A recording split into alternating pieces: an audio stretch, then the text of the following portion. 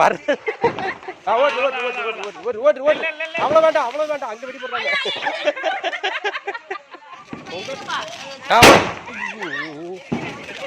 ஒன்றாங்கல்ல எது அப்படியா? கண்ணில் படிச்சான்னு பாருங்க. சரி ஓகே ஓகே ஓகே. ஆமாம் ஆமாம் மறைக்கங்க.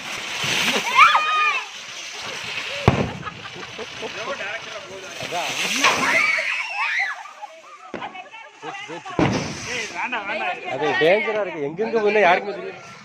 வெயிட் பண்ண. நல்ல கலரு பின்னாடி ஓடி வரும். கலர் தான் ஒன்றும் பிரச்சனை இல்லை. பின்னாடி குடி வந்துச்சு. அதனால சரி பரவாயில்ல.